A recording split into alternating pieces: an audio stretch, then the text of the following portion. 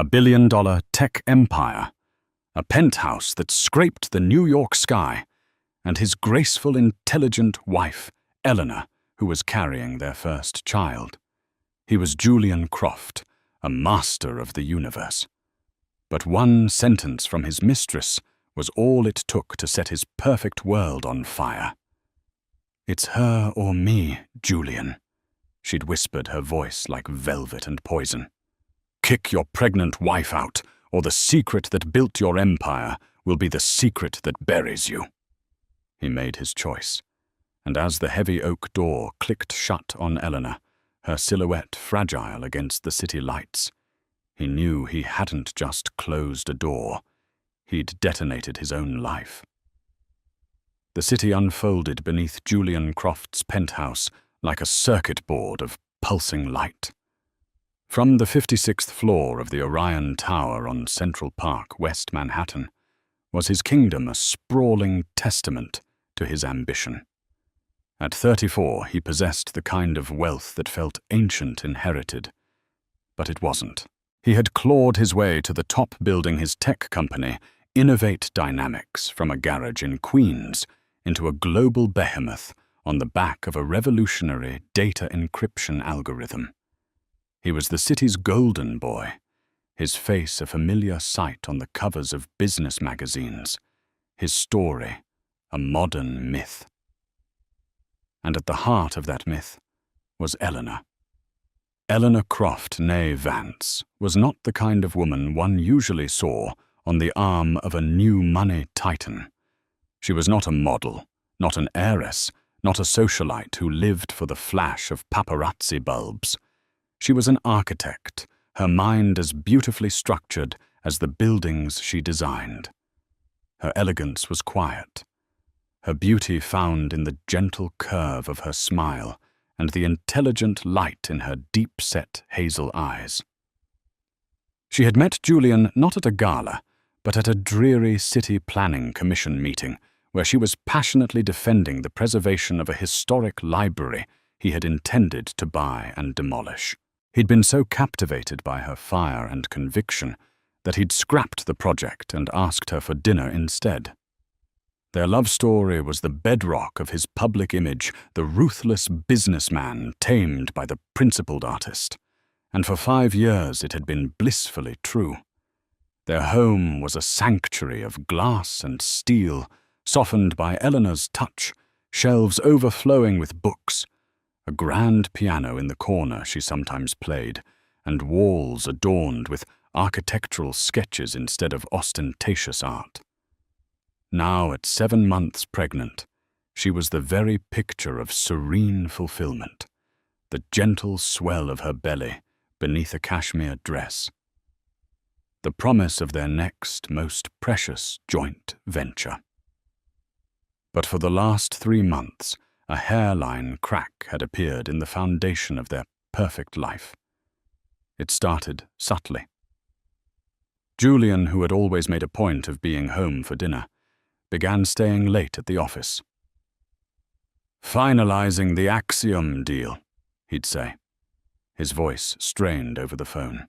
Then came the new scent, a cloying, expensive perfume, something floral and audacious, so unlike Eleanor's subtle, woodsy fragrance. It clung to his suits, faint but unmistakable. "You smell like a florist's shop," she'd remarked lightly one evening, trying to keep the tremor of suspicion from her voice as she helped him with his jacket.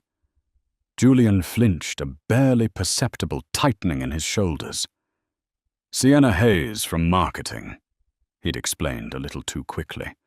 "She practically bathes in the stuff. We were all crammed in the boardroom for hours." Sienna Hayes. The name was new. Julian's head of marketing was a staid 50-something man named Robert. "Did Robert retire?" Eleanor asked, smoothing a wrinkle on his lapel. Her touch lingering, seeking a connection that felt increasingly frayed. No. Hayes is his new senior VP. A real shark. Aggressive. Exactly what we need for the European launch." He turned away, loosening his tie, creating a physical distance that mirrored the emotional one. God, I'm exhausted. The conversation was over, but Eleanor's unease remained a cold knot tightening in her stomach. She saw the way he now guarded his phone, angling the screen away from her, the device that was once left carelessly on the kitchen counter, now a constant protected presence in his pocket. She saw the charges on their shared credit card, from restaurants she'd never heard of, a jeweler on Fifth Avenue, where he hadn't bought her a gift, and a series of late-night Uber rides that didn't end at their building. Her heart ached with a terrible pressing weight. She was carrying their child, a daughter they had both desperately wanted. They had already designed the nursery, a celestial-themed room, painted in shades of midnight blue and silver, a mural of the cosmos, painstakingly sketched by Eleanor herself on the main wall. Julian had been so excited, spending a whole weekend assembling a ridiculously complex crib, his usual impatience giving way to a tender focus. Where was that man now? One rainy Tuesday, the lie became undeniable. Julian had called to cancel their dinner plans, their weekly tradition, at a quiet Italian restaurant downtown. Buried in quarterly reports, my love. I'll be lucky if I'm home by midnight. Don't wait up.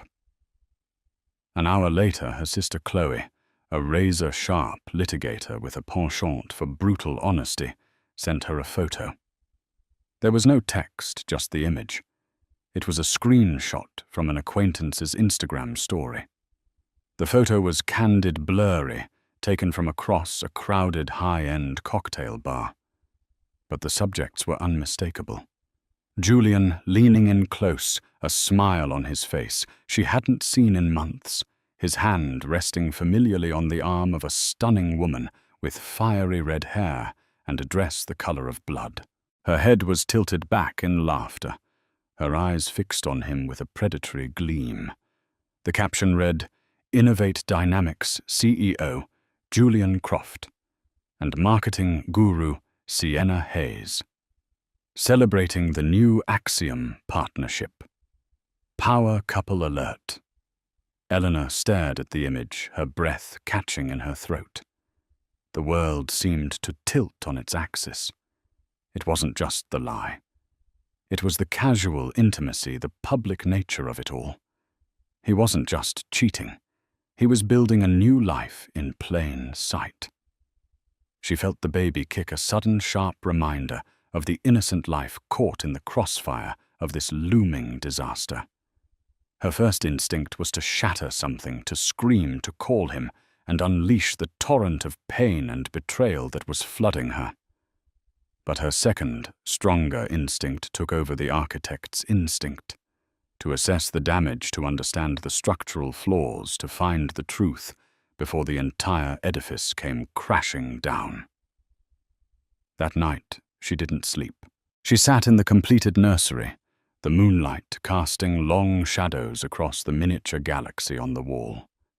She ran her hand over the smooth, polished wood of the crib Julian had built. The cold reality was that a stranger named Sienna Hayes had more of her husband than she did. And as she sat there, cloaked in darkness, Eleanor Croft made a decision. She would not be a victim in her own home. She would fight for her marriage, for her family, and for the man she still loved. The man she prayed was simply lost, not gone forever. She just had to find out what or who had led him astray. Sienna Hayes operated not with the clumsy tactics of a home wrecker, but with the chilling precision of a corporate strategist. Her affair with Julian was a campaign, and Eleanor was not a rival to be defeated, but a market share to be captured. She had studied Julian for months before making her move, identifying his vulnerabilities as if they were key performance indicators. His primary weakness was a deep-seated insecurity, a fear that despite his billions, he was still the boy from Queens, perpetually afraid of being found out as an imposter, among the old money aristocrats and Ivy League pedigrees. Sienna, with her flawless confidence and cut-glass accent that hinted at a European boarding school education, was his validation. She spoke his language, the ruthless dialect of acquisition and dominance. "Eleanor is your sanctuary," she told him one night, her fingers tracing the lapel of his $1,000 suit as they sat in a private booth at a members-only club. "But a king doesn't live in a sanctuary, Julian. He lives in a fortress. He needs a queen who can stand on the battlements with him, not one who's arranging flowers in the courtyard." She made him feel seen, not for the husband and father-to-be he was becoming, but for the insatiable conqueror he had been. She praised his most ruthless business decisions, ones Eleanor had questioned on moral grounds. She celebrated his extravagances, while Eleanor championed his philanthropy. Sienna was the devil on his shoulder, whispering that greed was good, that his ambition was a virtue, not a sin. The campaign escalated. Sienna began manufacturing professional crises that only Julian could solve. One evening, a frantic call came through just as he and Eleanor were sitting down for a rare, quiet dinner at home. "Julian, thank God." Sienna's voice was a perfect symphony of panic and capability. "The servers in the London office are down. The launch data for the Axiom integration is corrupted. We're talking a potential $100 million loss if we can't restore it before the market opens. London tech is useless. I need you." He was out of the door in 5 minutes, leaving Eleanor with a half-hearted apology and a plate of cooling pasta. He spent the entire night at the office with Sienna, the two of them working side by side, fueled by coffee and the electric thrill of the ticking clock. At dawn, they saved the day. The crisis, of course, was entirely fabricated by Sienna, a simple server reset she could have ordered with a single email blown up into a company-defining emergency. When Julian finally came home, smelling of stale coffee and Sienna's perfume, he was exhausted but buzzing. You should have seen her, Elle. Cool as a cucumber. A real killer instinct. Eleanor, who had spent the night sick with worry for both her husband and her marriage, felt a chill. He was admiring the very qualities in Sienna that were antithetical to their life together. He was falling in love with his own reflection in her ambitious eyes. The confrontation came a week later. Eleanor, armed with the Instagram photo and a growing list of suspicious credit card charges, decided she could no longer live with the slow poison of silence. She waited for him in the living room, the city lights twinkling indifferently behind her. She laid the evidence out on the marble coffee table. "I know Julian," she said, her voice quiet but firm, stripped of all accusation, leaving only the raw, painful fact. Julian's reaction was a masterclass in deflection and gaslighting. He didn't erupt in anger. He sighed a deep, weary sigh, as if her discovery were just another burden on his already overloaded shoulders. "Eleanor, please," he said, running a hand through his hair. "You're pregnant. Your hormones are all over the place. You can't seriously believe this. My hormones aren't creating credit card statements, Julian. They're not taking pictures of you in bars." "Sienna is a colleague," he said, his voice rising, taking on a tone of patronizing frustration. "A vital part of my company. Are we not allowed to celebrate a business deal? Are you so insecure that I can't have a professional relationship with another woman?" Her hand was on your arm. You were looking at her like... She trailed off, unable to voice the devastating comparison. "Like you used to look at me." "Like what?" He pressed his eyes cold. "You're being paranoid. This is exactly why I've been so stressed. I'm trying to close the biggest deal of my life, and I come home to these insane accusations. I thought you of all people would be on my side." He turned the tables with brutal efficiency. He was the victim, she the irrational, hormonal wife. He made her feel small, foolish, and guilty for her own pain. She started to question herself. Was she overreacting? Was she misinterpreting everything? The emotional whiplash was dizzying. He stormed off into their bedroom, slamming the door, leaving her alone in the cavernous living room, the evidence of his betrayal feeling flimsy and absurd under his withering denial. But doubt once planted is a hardy weed. The next morning, Julian was overly solicitous, bringing her breakfast in bed, kissing her forehead, telling her he was sorry for being so stressed. It was a performance, and for the first time, Eleanor could see the strings. While he was in the shower, her hands shaking, she did something she had never done before. She took his phone. His password, once their anniversary had been changed. She tried her birthday. Nothing. On a gut-wrenching hunch, she typed in Sienna's birthday, which she'd found with a quick search of the company's online newsletter. The phone unlocked. Her heart felt like it had turned to lead. The screen opened to his text messages with Sienna. It wasn't just flirtation. It was an intro to a parallel life. Hundreds of messages filled with private jokes, intimate plans, and scathing remarks about their life together. Sienna. Stuck in that meeting with the board, Julian agony. All I can think about is your apartment last night. Sienna. You need to be here. I'm wearing that dress you like. Julian. Don't tempt me.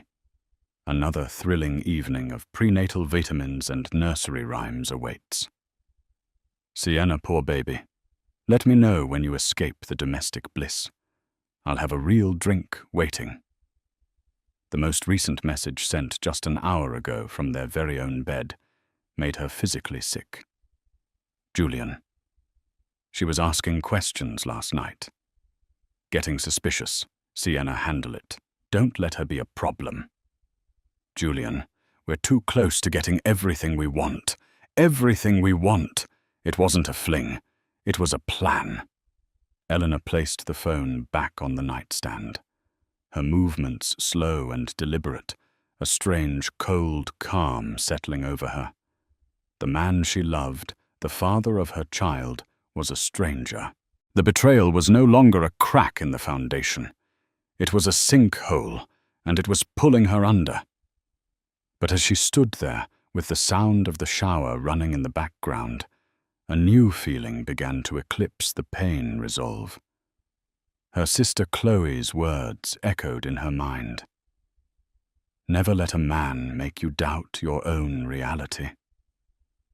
The truth is your weapon. Eleanor walked out of the bedroom, leaving the unlocked phone on the nightstand like a ticking bomb. She now knew the serpent's name. It was time to find out just how venomous its bite was. The next few weeks were a landscape of quiet horror.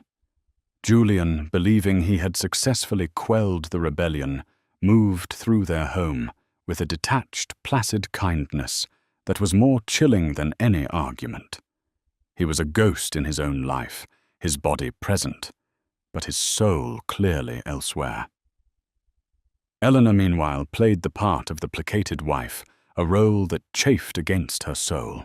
She was now 8 months pregnant, her body heavy and weary, a constant living reminder of the family Julian was so willing to discard. Every gentle kick from her daughter felt like a tiny accusation, a question she couldn't answer. How could you let this happen? Sienna's campaign entered its final brutal phase. She was no longer content to be a secret. She wanted to be a successor. She began to subtly insert herself into their lives, a phantom presence designed to unnerve Eleanor. A bouquet of lilies, Sienna's favorite flower, which Eleanor was allergic to, would arrive at the penthouse with a card simply signed, "From an admirer." A reservation Eleanor made for their anniversary dinner would be mysteriously cancelled, only for her to find out Julian was attending a last-minute company retreat organized by Sienna. It was psychological warfare, designed to make Eleanor feel like a guest in her own life, to wear down her spirit until she simply gave up. But Eleanor did not break. She documented everything, every text message she managed to see, every suspicious charge, every lie. She and Chloe were building a case, though, for what Eleanor wasn't yet sure. A divorce, a battle for custody. The future felt like a terrifying, formless void. The breaking point arrived on a cold, sleeting Thursday. Julian was in Chicago for a tech conference, or so he said. Eleanor was in the nursery applying the final touches of silver paint to the stars on the ceiling when the intercom buzzed. It was the front desk. "Mrs. Croft. A Ms. Sienna Hayes is here to see you. She says it's urgent." Eleanor's blood ran cold. The sheer audacity of it stole her breath. This was a violation of the deepest kind, a predator breaching the final wall of her sanctuary. For a moment, she considered refusing, but a stronger, colder curiosity won out. She wanted to see her enemy, to look into the eyes of the woman who had so masterfully dismantled her life. "Send her up," Eleanor said, her voice betraying none of the turmoil inside her. Sienna Hayes walked into the penthouse as if she owned it. She was even more striking in person than in the blurry photograph. Tall and slender, with hair the color of autumn leaves, she wore a sharp, tailored pantsuit that screamed power. Her eyes, a startling shade of green, swept the room, with a look of dismissive appraisal finally landing on Eleanor's swollen belly.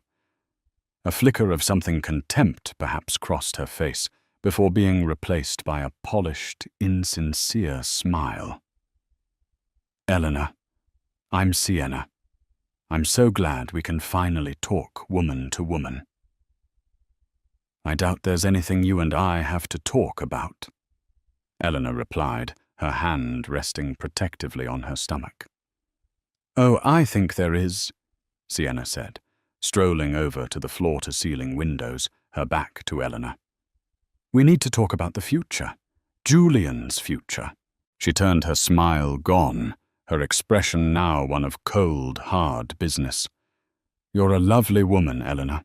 Classic. Elegant. But you are an anchor on a rocket ship. You are holding him back, tying him to this domestic world when he's meant to conquer the real one. The world you and he conquer in hotel rooms and cocktail bars." Eleanor shot back, her temper flaring. Sienna laughed, a short, sharp sound devoid of humor. "Don't be naive. This was never just about sex. This is about a partnership. I understand his ambition. You fear it. I encourage his ruthlessness. You try to temper it. We are the same.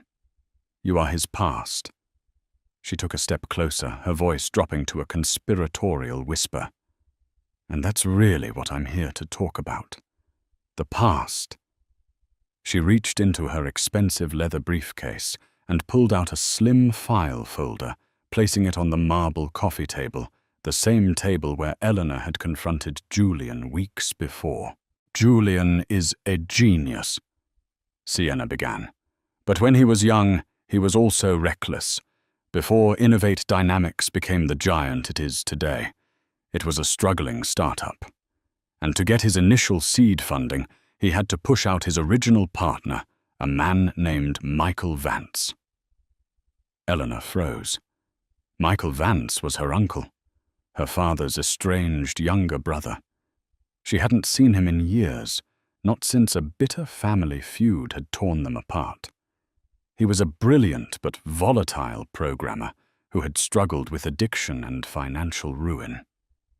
"Your uncle," Sienna continued, her eyes gleaming with triumph. "Julian told me the whole story, how Michael was a liability, how he had to be cut loose for the good of the company, A standard if sad business story. But Julian, in his haste, left a paper trail. A very, very messy one. Contracts that were backdated. Emails that suggest coercion. It wouldn't just be a civil suit, Eleanor. With the right spin, it could easily look like criminal fraud. She opened the folder. Inside were photocopies of documents, emails, and what looked like a signed affidavit from a disgruntled former employee. This, Sienna said, tapping the folder, is the secret that built Julian's empire. The original sin. And I have the original copies. If this were to be leaked to the press or to the SEC, Innovate Dynamics would be crippled overnight. Julian would be ruined, publicly humiliated. He could even face jail time. Eleanor stared at her, her mind reeling. She felt sick. This was the leverage. This was the weapon Sienna had been sharpening all this time. "What do you want?" Eleanor whispered, though she already knew the answer.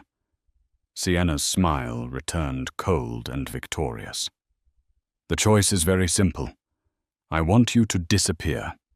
You will pack your bags, you will leave this apartment, and you will sign a document stating the separation is mutual and that you waive all future claims to the Croft estate. In return, this folder remains a private matter between me and Julian." She paused, letting the weight of the threat settle. "But if you refuse," she went on, her voice like ice, "if you fight this, if you try to make a scene or go after him in a divorce, I will burn his kingdom to the ground, and you and your baby will be left with nothing but the ashes." It was the perfect diabolical trap. To save herself, she would have to destroy Julian. To protect him, she would have to destroy herself. Sienna's final words were the cruelest cut of all. "He's on his way back from Chicago now. He'll be here in 2 hours. He is going to ask you to leave. For his sake and the sake of your child, you need to go without a fight. Let him believe it was his decision. It will be cleaner that way. Don't worry. I'll be here to help him pick up the pieces." 2 hours later, Julian walked in. His face was pale, his eyes hollow. He couldn't look at her. The words, when they came, were clumsy, rehearsed, and utterly devastating. "Eleanor, this isn't working," he stammered, standing by the door like a stranger. "We're not happy. I'm not happy. I don't love you anymore. I think the baby was a mistake." Every word was a perfectly calibrated blow designed to shatter her completely, to make her believe this was about a lack of love, not a hostage negotiation.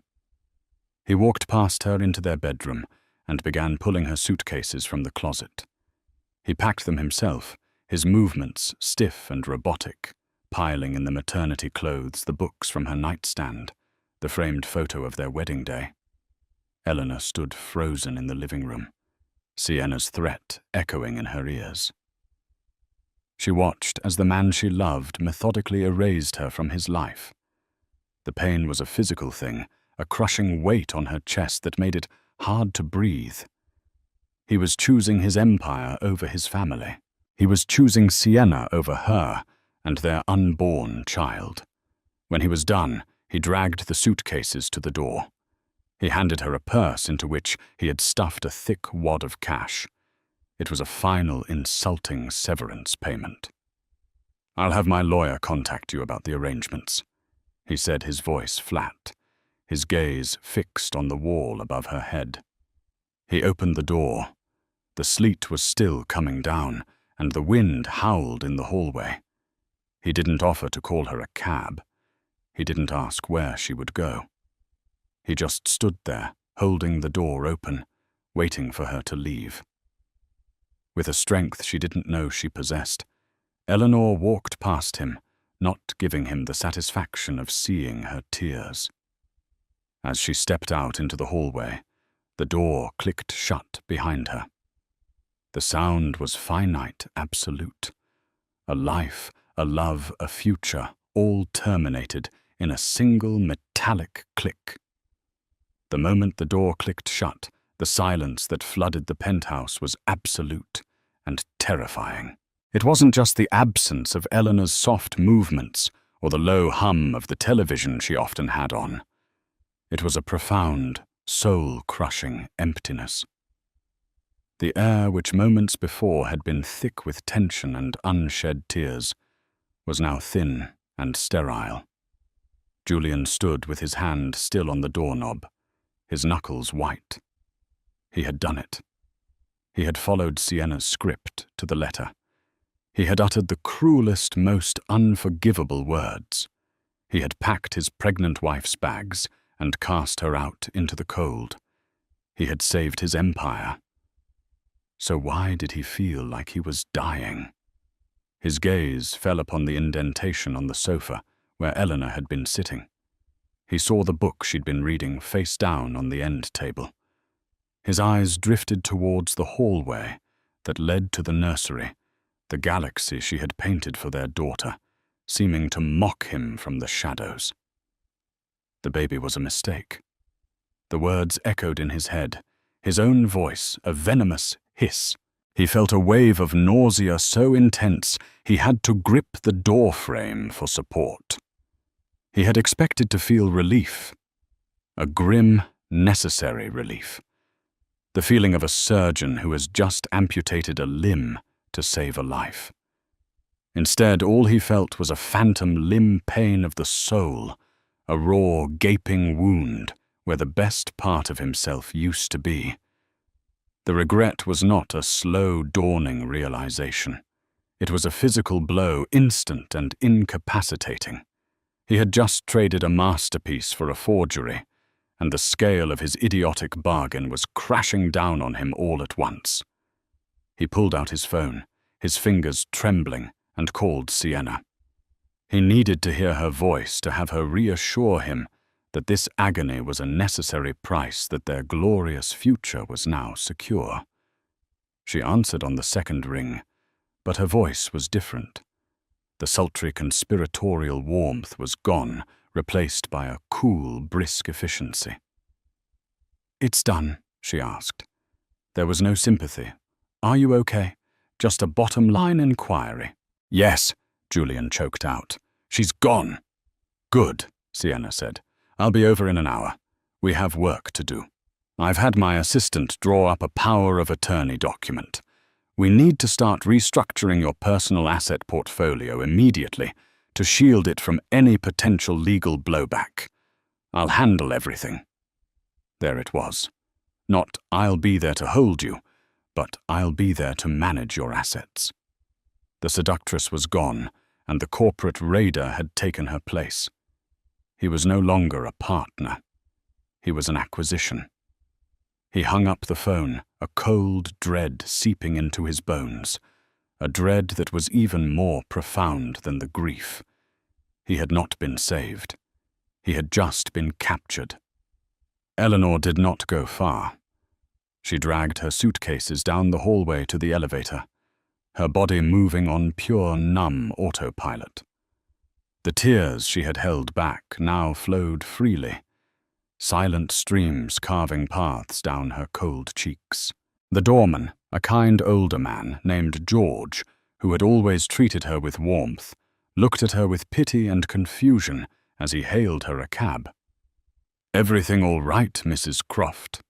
he asked, his brow furrowed with concern as he loaded her bags into the trunk.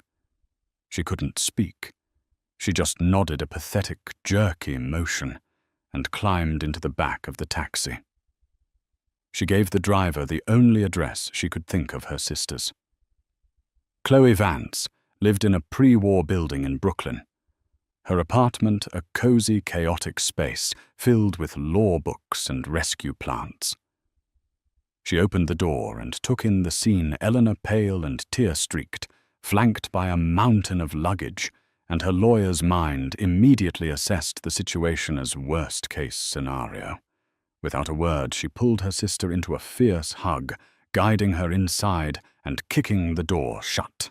For the next hour, as Chloe made tea and wrapped a warm blanket around her, Eleanor recounted the entire horrifying story, from Sienna's ultimatum to Julian's cold, scripted dismissal. Chloe listened, her expression growing harder and colder with every word. She wasn't just a sister.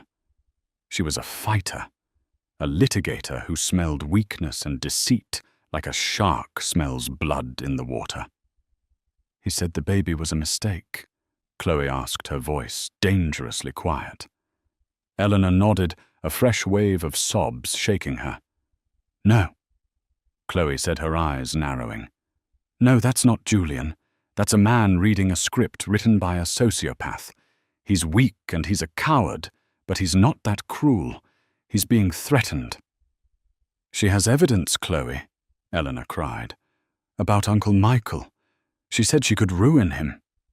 "Michael Vance." Chloe's eyes lit up with a forensic spark. "The family black sheep. The one Dad said was a brilliant coder, but couldn't be trusted to water a plant." "The same one," Eleanor whispered. "This story has holes in it." Chloe said, standing up and beginning to pace. "Big ones. Sienna Hayes isn't just a mistress. No one goes to these lengths for an affair. This is personal. This is a targeted attack. The affair was just the infiltration phase." She stopped pacing and looked at her sister, her expression firm. "You are not going to crumble. You are not going to hide. We are not going to let this woman win. You're going to drink this tea, you're going to get some sleep, and in the morning we start digging. We're going to find out who Sienna Hayes really is." And dig they did. Chloe called in favors from private investigators and paralegals who owed her. They ran deep background checks, searched financial records, and cross-referenced old articles. For 2 days, the sisters worked out of Chloe's apartment, a war room fueled by caffeine and a burning desire for justice. The first breakthrough came from a public records search on Sienna's name. There was no record of a Sienna Hayes attending any of the prestigious European schools she alluded to on her company bio. Her social security number had only been active for the last 5 years. It was as if she had sprung into existence fully formed with the sole purpose of entering Julian's orbit. The real bombshell came from the private investigator.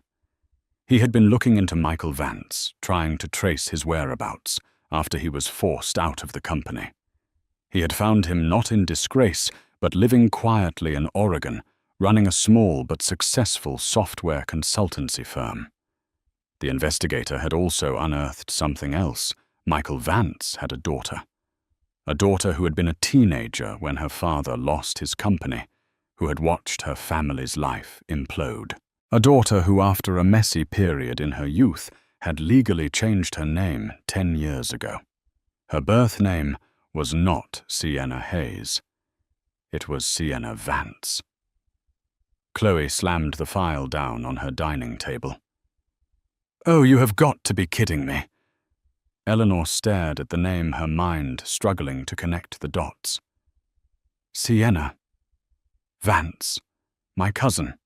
Your vengeful, brilliant, and utterly ruthless cousin," Chloe corrected her, her voice a mixture of horror and admiration. "This isn't about business. This isn't about love.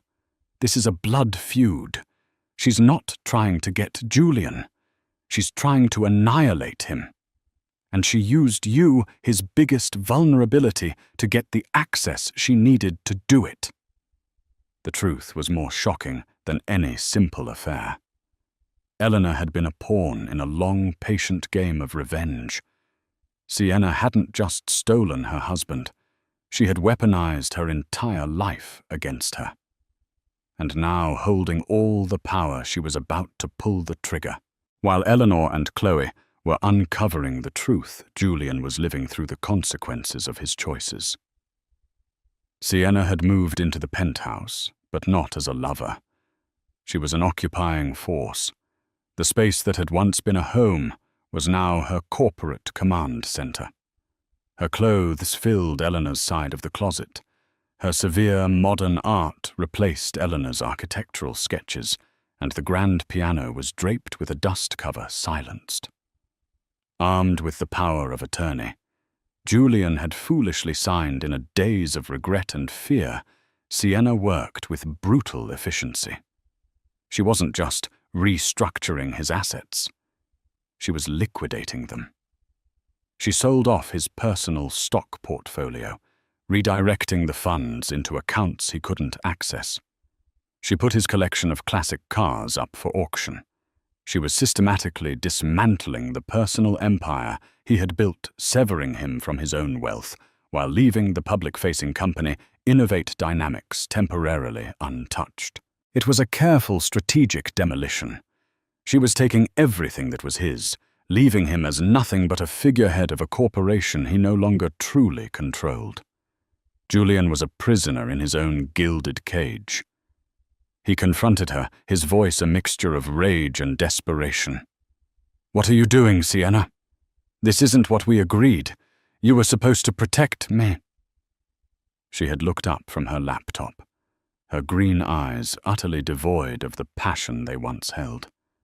"I am protecting our interests, Julian," she'd said, her voice like chipping ice. "Your personal life was a liability. I'm just cleaning it up. You should be thanking me."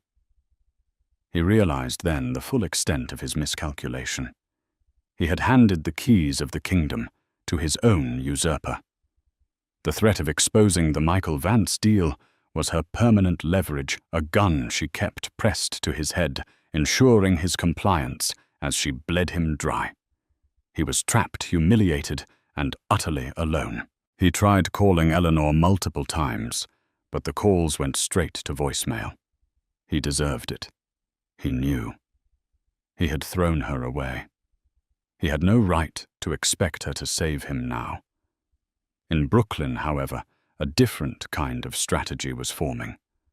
Eleanor, galvanized by the revelation of Sienna's true identity, had moved past grief and into a cold, focused anger.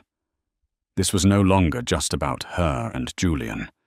This was about family betrayal and the protection of her unborn child's legacy from a woman consumed by a twisted vendetta. "We can't just expose her for who she is," Chloe argued, pacing her apartment. "It becomes a messy family drama. She'll leak the documents about Michael out of pure spite, and Julian still goes down. We need to neutralize her weapon before we attack her." The key was Michael Vance. Chloe found a number for his consultancy in Oregon and made the call. She explained who she was, who Eleanor was, and what his daughter was doing. The silence on the other end of the line was long and heavy. "I haven't spoken to Sienna in almost a decade," Michael finally said, his voice raspy with emotion. "I knew she was ambitious, but I never thought she held on to that much hate." Chloe pressed him. "The deal, Michael. The one where Julian pushed you out. Sienna is using it as leverage. She's claiming it was fraudulent, coercive." Another pause. "It wasn't," Michael said, surprising them both. "It was brutal, yeah. Julian was a shark. But it wasn't illegal. I was a mess back then, Chloe. A drunk. A liability. I was about to run the company into the ground. Julian's final offer, the one he forced me to sign, it actually saved me. It was more than my share was worth, and it forced me to get clean. He bought me out to save the company, not to steal it." This was the missing piece. The foundation of Sienna's entire scheme was a lie, or at least a malicious twisting of the truth. "Did you sign an NDA?" Chloe asked, her mind racing. "Of course," Michael said, "but given what my daughter is doing to my niece, I think I can be persuaded to set the record straight." The plan came together quickly. Michael agreed to fly to New York and sign a new affidavit, one that clarified the context of his departure and exonerated Julian of any criminal wrongdoing. It would turn Sienna's weapon into a dud. The final confrontation was set not in a courtroom, but in the heart of Julian's empire, the main boardroom of Innovate Dynamics. Chloe, acting as Eleanor's legal counsel, requested an emergency meeting with Julian and Sienna to discuss the terms of the separation. Sienna, assuming she held all the cards and eager to finalize her victory, readily agreed.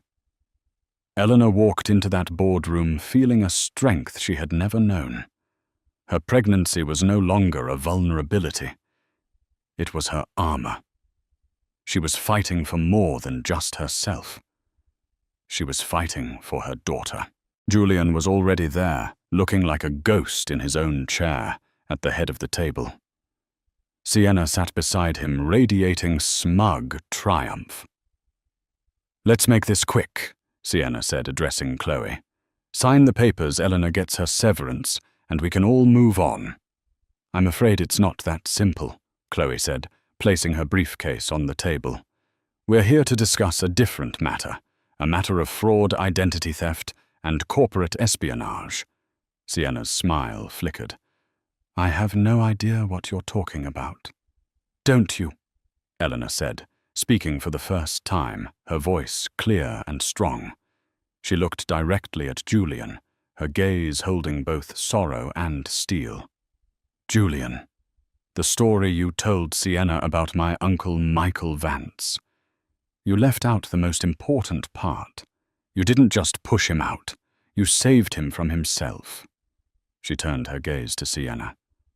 "But you knew that, didn't you, Sienna? Or should I say, Sienna Vance?" The name dropped into the silent room like a grenade. Julian's head snapped up, his eyes wide with disbelief as he stared at the woman beside him. Sienna's face went white. The mask of cool control shattered, revealing the raw, ugly hatred beneath. "He ruined my father," she hissed, her voice shaking with years of pent-up rage. "He took everything from us." "No," a voice said from the doorway. All heads turned. Standing there was Michael Vance, looking older, weathered, but sober and clear-eyed. "He didn't ruin me, sweetheart," Michael said, walking slowly into the room. "I almost ruined myself. Julian made a hard choice, and it was the right one. Your whole life has been dedicated to avenging a crime that never happened."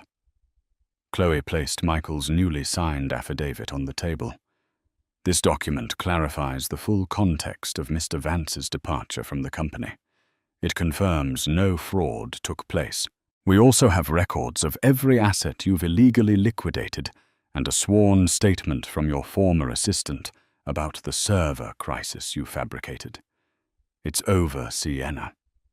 Sienna stared at the affidavit, then at her father, then at Julian, her expression a maelstrom of shock and fury. She had lost. Her life's grand project, her intricate revenge had crumbled to dust in a matter of minutes. As the full weight of her failure crashed down on her, Eleanor suddenly gasped, her hands flying to her stomach. A sharp, undeniable pain shot through her. She gripped the edge of the heavy mahogany table, her knuckles turning white. "Chloe!" She breathed, her eyes wide with panic. "The baby. It's coming." The chaos of the boardroom dissolved into the sterile, focused urgency of a hospital. The high-stakes corporate drama was rendered meaningless by the primal, overwhelming reality of childbirth. Julian, jolted from his stupor by Eleanor's cry of pain, was a mess of frantic, useless energy until Chloe fixed him with a stare that could have melted steel. "Make yourself useful. Get the car. Now!" Sienna Vance simply faded away. Faced with the combined testimony of her father and Chloe's meticulously assembled evidence, she vanished from the boardroom, from the penthouse, from their lives.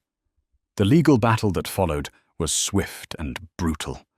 She faced multiple charges, and with her father refusing to support her lies, her fall was as spectacular as her ambition had been. The news of the vengeful Vance heiress was a brief, salacious story in the financial papers a footnote to the drama she had tried to orchestrate. Julian's empire was wounded, but not destroyed. He lost a significant portion of his personal fortune, the cars, the stocks, the cash Sienna had siphoned away. But it was a cleansing fire. As he sat in the stark, uncomfortable waiting room of the maternity ward, the numbers on a screen meant nothing to him. For years, his net worth had been the primary measure of his existence. Now it felt like monopoly money. The only assets that mattered were in a room down the hall, fighting a battle he had so selfishly complicated. Hours later, a nurse called his name. He walked legs unsteady to the nursery viewing window. And there she was, a tiny, perfect infant swaddled in a pink blanket, her face red and scrunched in sleep. Their daughter. He looked at the name card on the bassinet, Aria Grace Croft. A name Eleanor had chosen. Grace. The one thing he hadn't shown. Through the glass, he could see into Eleanor's room. She was exhausted, pale, but radiant. Chloe was by her side, holding her hand.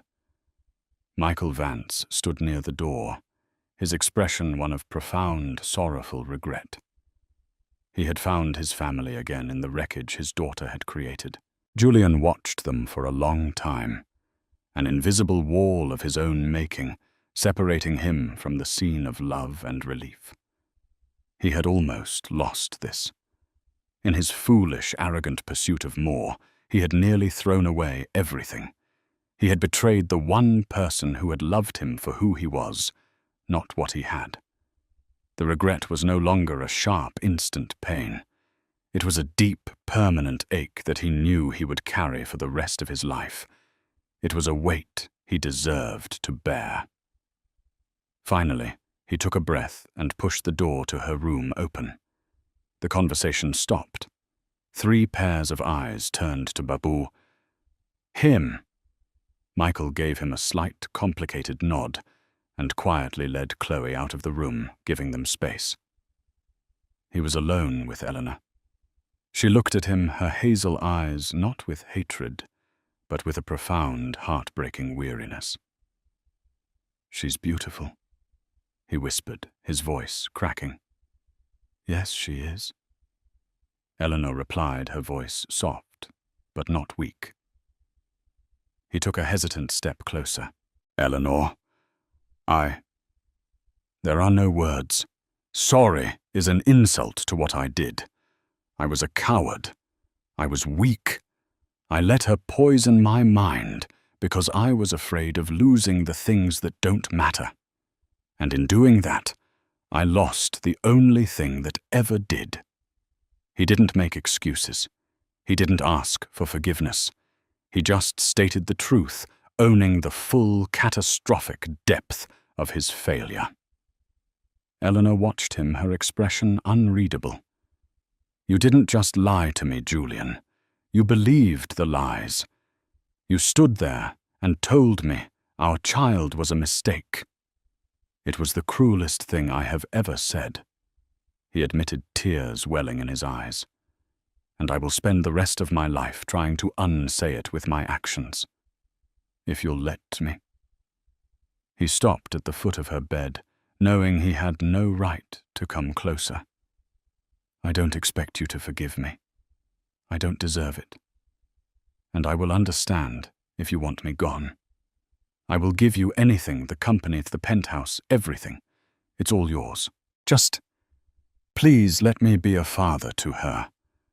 Let me earn the right to be in her life." He was surrendering everything, not as a bargain, but as penance.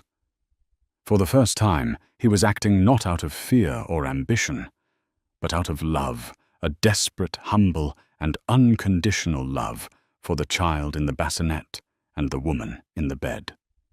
Eleanor was silent for a long time. The only sound, the soft beeping of the hospital machines. The path forward was not clear.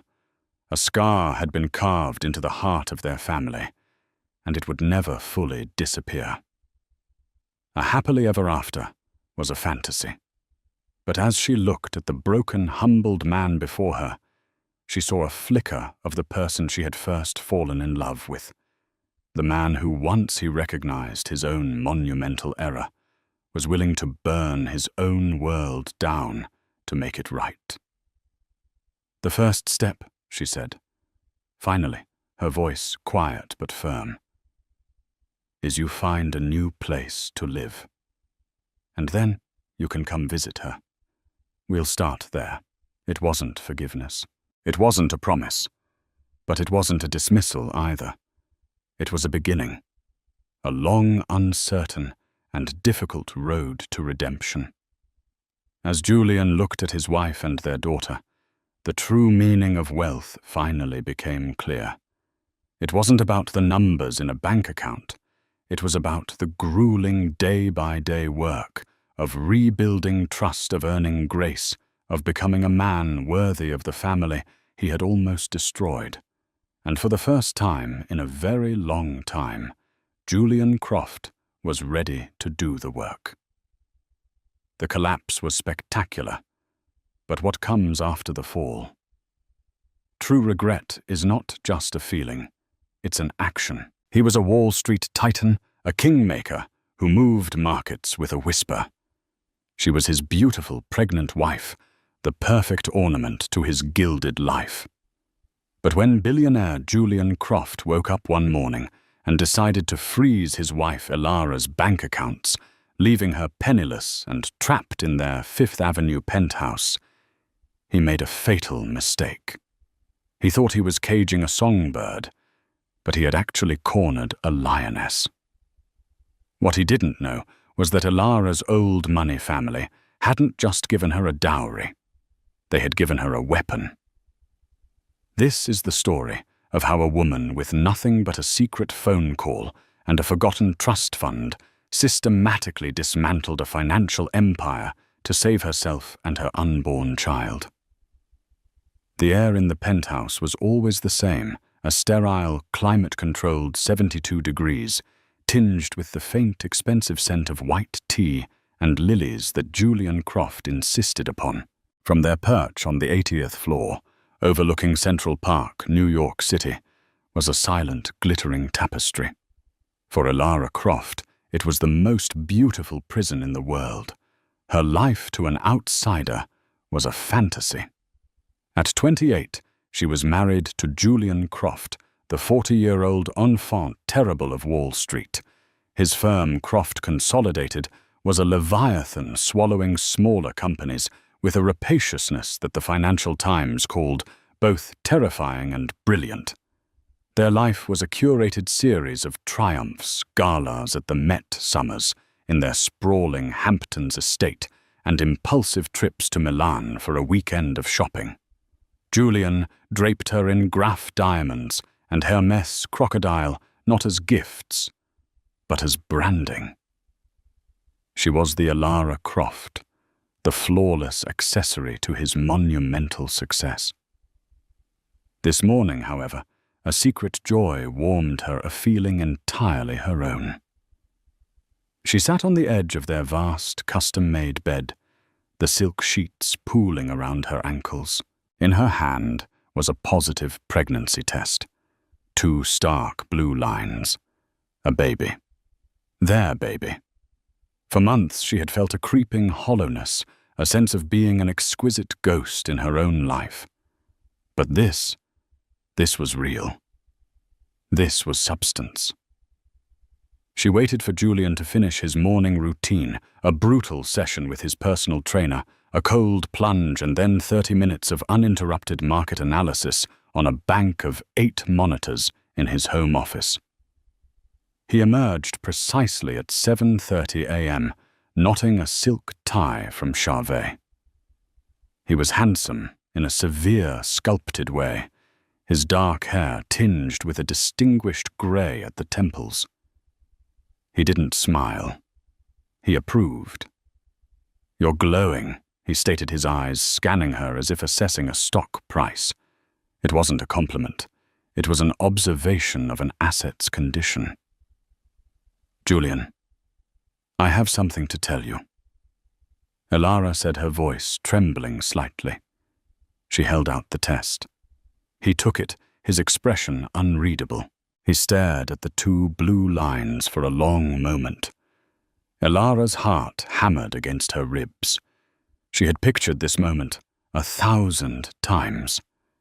Tears, a tender embrace, whispers of excitement. Julian's gaze lifted from the test and met hers. A strange proprietary light flickered in his eyes. "All right," he said, his tone the same as when he closed a multi-billion-dollar merger. "We'll need to make adjustments. The trip to Aspen is off. Your obstetrician will be Dr. Helen Chang at Mount Sinai. I'll have my assistant schedule a full workup. We'll convert the west wing of the Hamptons house into a nursery. I'll handle the designer." He hadn't said congratulations. He hadn't touched her. He had simply started issuing directives. The warmth inside her chilled. "I was thinking..." She began wanting to suggest her own childhood doctor, to talk about names to share the moment. Elara, he cut her off, his voice soft, but edged with steel. "I know what's best. We can't leave anything to chance now. This baby, it's a Croft. It's my legacy. Everything has to be perfect." He placed the test on the marble nightstand as if it were a finalized contract, gave her a perfunctory kiss on the forehead, and left for the office. The scent of his Tom Ford cologne lingered, suffocating her. The joy she had felt just minutes before curdled into a familiar dread. It wasn't their baby. It was his legacy. She was merely the vessel. The next 2 weeks were a blur of appointments Julian's office had scheduled.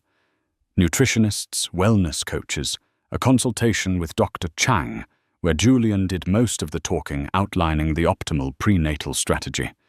He vetted and fired their chef for using non-organic kale. He installed a new air purification system. His control, always a suffocating blanket, was now a straitjacket. The breaking point came on a Tuesday. Elara was having lunch with her 2 friends, the only 2 from her pre-Julian life she was still allowed to see. She'd insisted on a small, discreet restaurant in Soho, away from the usual prying eyes of their social set.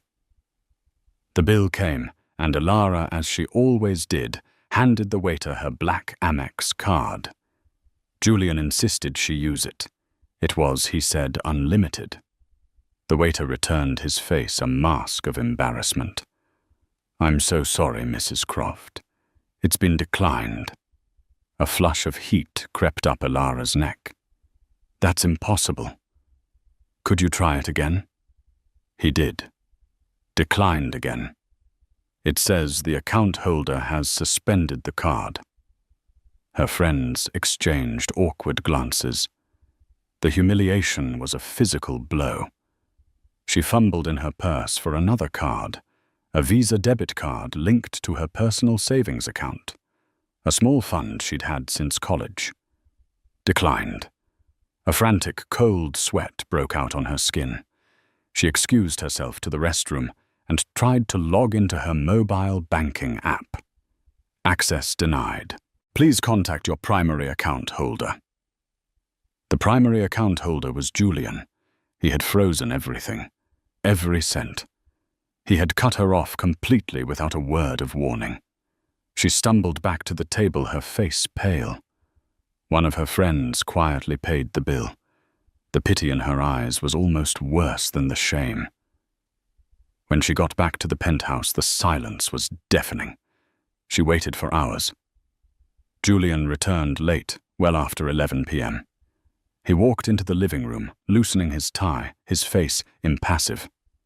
"Julian?" she said, her voice shaking with a mixture of rage and fear.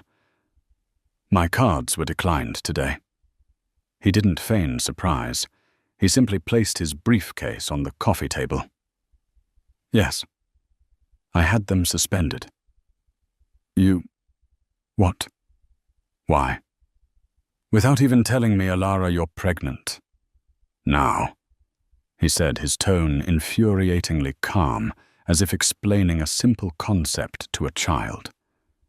Your health and the health of my heir are my top priority. That means no more frivolous lunches, no more unauthorized trips, no more stress. From now on, anything you need, food, clothing, transport, will be arranged by my staff. You just need to ask. It's for your own good. It's safer this way. She stared at him, the full, horrifying reality of her situation crashing down on her. He hadn't just frozen her accounts.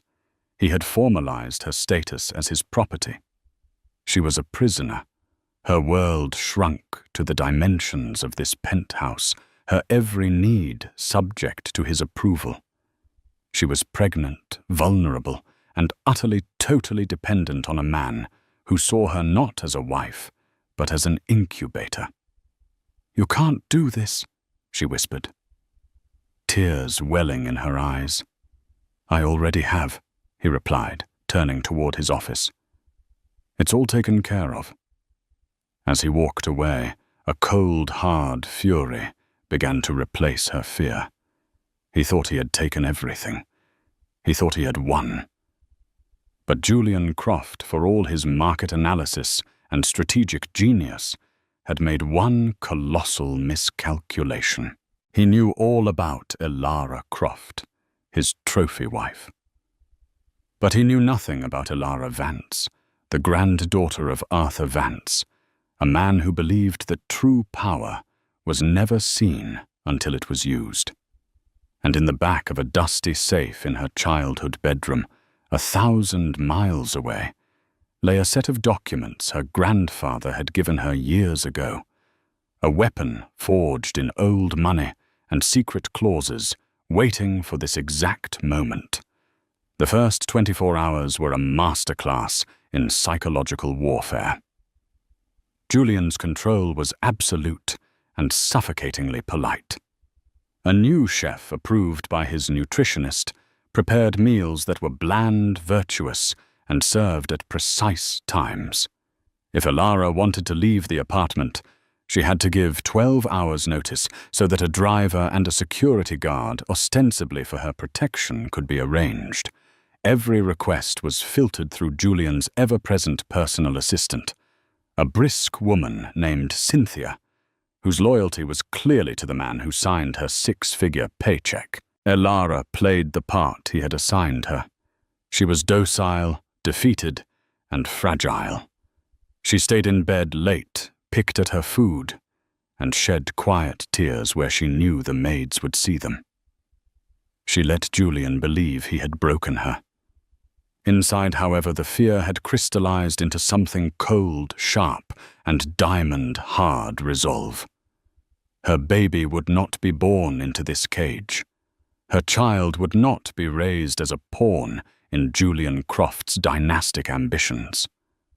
On the third night, she waited until the rhythmic, deep breathing from Julian's side of the bed told her he was asleep. Slipping out from under the heavy duvet, she crept into her dressing room, a vast space larger than most New York apartments.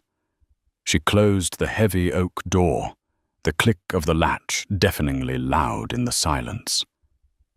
She didn't turn on the lights. Kneeling, she ran her hand along the back of the walk-in closet, behind a row of couture gowns she hadn't worn in years. Her fingers found the nearly invisible seam of a wall safe. Julian knew about this safe. He'd had it installed. It held the Graf diamond necklace he'd given her for their first anniversary, and a few other ostentatious pieces. He knew the combination their wedding date. He checked it periodically.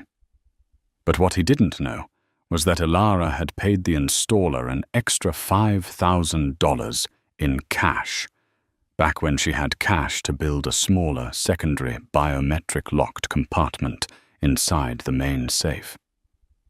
She pressed her thumb against a hidden sensor. A tiny section of the velvet-lined wall popped open with a faint hiss. Inside was not jewelry, but a single worn leather folio and a cheap burner phone she had bought for cash 2 years ago and never used. She took them out, her hands trembling. She sat on the floor, the glow of the city filtering through the window, and opened the folio. The paper was thick, creamy, and embossed with the letterhead of a discreet, centuries-old law firm in Geneva, Switzerland, Fontaine and Chen. Inside were the founding documents of something called the Odysseus Trust. The memory washed over her. Her 21st birthday. It wasn't a lavish party. It was a quiet dinner with her grandfather, Arthur Vance. Arthur was old money, old industry, old everything. His family had made their fortune in shipping and logistics long before income tax was a certainty. He was a quiet, formidable man with pale blue eyes that saw everything. While her parents were dazzled by Julian's new money flash, Arthur had always been reserved, his approval conspicuously absent. That night he had slid the leather folio across the table. "This is for you, Elara," he'd said. "Not from me, but for me. It is a provision." "A trust fund?" she had asked naively. He'd given a rare, thin smile. "Of a sort. It is a silent partner. You will not touch it. You will not speak of it. You will, for all intents and purposes, forget it exists. The men who manage it at Fontaine and Chen are the sons of the men who worked for my father. Their loyalty is to the Vances, not to a balance sheet." She remembered flipping through the dense legal jargon. The trust had been seeded with a modest amount from his estate, but the portfolio was aggressive, global, and utterly opaque. She was the sole beneficiary. But it was one particular section, Article 3, Section 4b, that he had tapped with a long, bony finger. "Pay attention to this," he'd warned, his voice low. "This clause is your parachute, your sword, and your shield. It is triggered by a spousal act of financial coercion or bad faith. If any man-husband specifically uses financial control to imprison you, this clause activates. The trust is no longer a passive investment vehicle. It becomes an active agent on your behalf. It will be your bank, your army, and your lawyer." "But Elara," he had fixed her with his intense gaze, "you only pull this trigger once. It is not a warning shot. It is a declaration of war." At 21, blissfully single and idealistic, she had thought him eccentric, a relic of a bygone era of ruthless patriarchs and arranged marriages. Now, sitting on the cold floor of her dressing room, she realized her grandfather hadn't been eccentric. He had been prophetic. He had seen a potential for vulnerability in her that she had been blind to, and he had armed her for a battle she never knew she would have to fight. She powered on the burner phone. It took a moment to find a signal. Holding her breath, she dialed the international number for Fontaine and Chen, listed on the letterhead. It was 4 a.m. in New York, but a respectable 10 a.m. in Geneva. The phone was answered on the second ring. Fontaine and Chen, a crisp female voice, said in French. "I need to speak to Mr. Chen, Elara," said her own voice, a little rusty. "My name is Elara Vance. My client identifier is Odysseus." There was a pause. The name was a key, a code. "One moment, please." A few seconds later, a man's voice, calm and measured, came on the line. "This is Alistair Chen. To whom am I speaking?" "This is Elara Vance. Elara Croft now." There was another slight pause, the sound of keyboard clicks in the background. "Ah, Miss Vance. We have not had the pleasure. Your grandfather was a remarkable man. How may we be of service His English was perfect, with a faint British accent from years at Cambridge. Elara took a deep breath, the words catching in her throat. "Mr. Chen, I need to invoke Article 3, Section 4B of the Odysseus Trust." The line went silent for a full 10 seconds. The only sound was the faint transatlantic hiss. Elara's heart pounded. Had she said it right? Did he understand? Finally, Chen's voice returned all traces of pleasantry, gone replaced by a tone of immense gravity and immediate focus. "Understood, Miss Vance. The trigger event has occurred. Yes, my husband Julian Croft has seized all my financial assets. My bank accounts and credit lines are frozen. I am confined to my home under his direct control. I am pregnant and have no access to my own resources." More typing. "Julian Croft of Croft Consolidated. We are aware of him. The portfolio has been monitoring his activities as a matter of course since your marriage." Elara was stunned. They had been watching Julian all along. "The terms of the trust are now in effect." Chen continued, his voice sharp and efficient. "First, your immediate liquidity. A courier will be dispatched to your location within 12 hours. You will be buzzed from the lobby under the name AV Deliveries. Be ready. The package will contain a debit card linked to a new non-extraditable account in Liechtenstein, seeded with an initial 100,000 euros. It will also contain a secure satellite phone and a laptop. They are untraceable. Use them and only them for all future communication with me." He spoke with such speed and precision that Elara could barely keep up. Second, he went on the active measures. The trust will now allocate a significant portion of its capital to a new directive, the systematic deleveraging and dismantling of Julian Croft's financial holdings. We will need your help. You have intimate access. We need information. Passwords, deal structures, private ledgers, vulnerabilities. Anything that is not public knowledge. Your husband values control above all else. We will use that against him. We will not attack him like a rival firm. We will dissolve his foundations like water seeping into stone." Elara felt a dizzying mix of terror and exhilaration. This was real. This was happening. How much is in the trust?" She asked, her voice barely a whisper. There was a dry chuckle on the other end of the line. "Miss Vance, your grandfather was a very wise investor, and it has been 7 years. Let's just say that the trust's current valuation is substantial. Substantial enough that if Mr. Croft were to know its full extent, he would be the one feeling trapped. What do you need me to do?" "For now, nothing. Continue to play the part of the broken wife. Be meek. Be docile. Let him underestimate you. That is your greatest advantage. Gather what information you can safely. Our team will begin its work immediately. We will be in touch via the secure phone." "Do you understand?" "Yes," she said, her voice firm, a new strength flowing through her veins. "I understand." "Good. Welcome back, Miss Vance," Chen said. "Let's get you out of your cage." She ended the call and sat in the darkness, the leather folio in her lap. Julian thought he was the master of the universe, a predator at the top of the food chain. He had no idea that a ghost from the past, a promise made to a young woman by her grandfather, had just marked him as prey.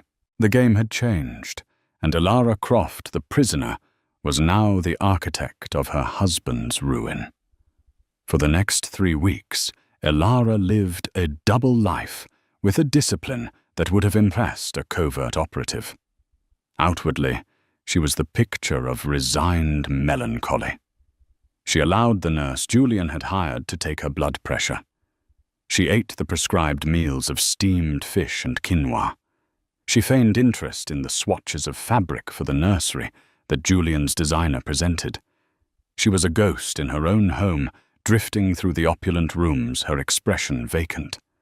Julian, consumed by his own ego and the demands of his empire, saw only what he wanted to see, a problem contained, a variable controlled.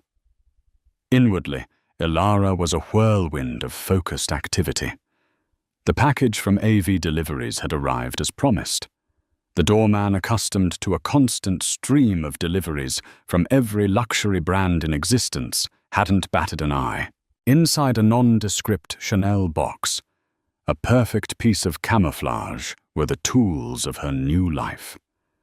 The sleek, heavy satellite phone, the anonymous black laptop, and the cool metal debit card from a bank in Vaduz.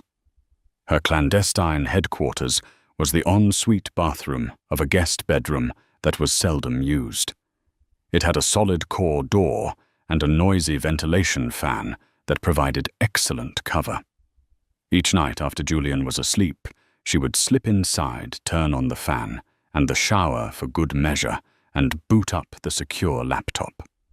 Her first conversations with Alistair Chen were tutorials in corporate espionage. He was patient, precise, and utterly ruthless. Julian's entire empire is built on leverage and perception. Chen explained, his voice coming through the encrypted line with perfect clarity. He borrows heavily to finance acquisitions, using the inflated value of his current assets as collateral. The whole structure is a house of cards. If one key support is pulled, the entire thing will tremble. Our job is to find that support. Ilara's role was to provide the map. Years of being the silent wife at dinner parties, of half listening to Julian's arrogant monologues about his deals, had filled her head with a trove of information she never realized she possessed. He has a private server in his home office, she told Chen, picturing the sleek black tower humming behind a ventilated grate. He calls it the Citadel. He says it's more secure than the cloud. He backs everything up to it nightly. Does he have a password? He's too arrogant for a simple one. It's a sequence. He uses a small black fob that he keeps on his keychain. It generates a new alphanumeric code every 60 seconds.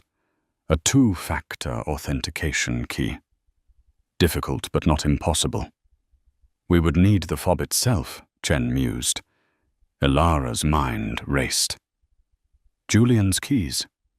They were always with him, except for one time, when he swam.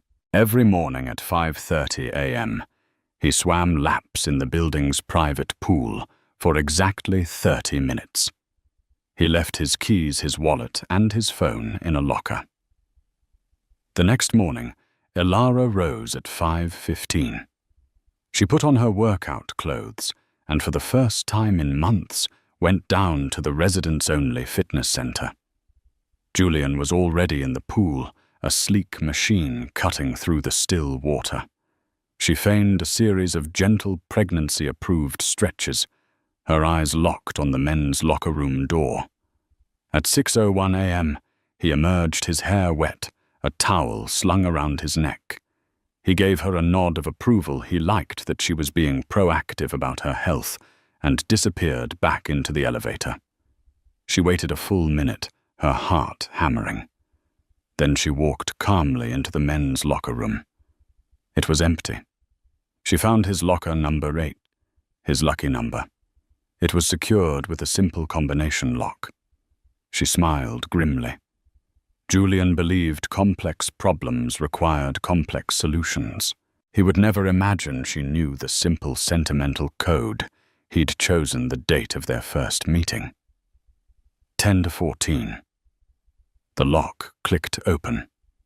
There they were, his keys, his wallet. She unclipped the small black fob. Working quickly, she pressed it against a small grey device the size of a domino that Chen had sent her.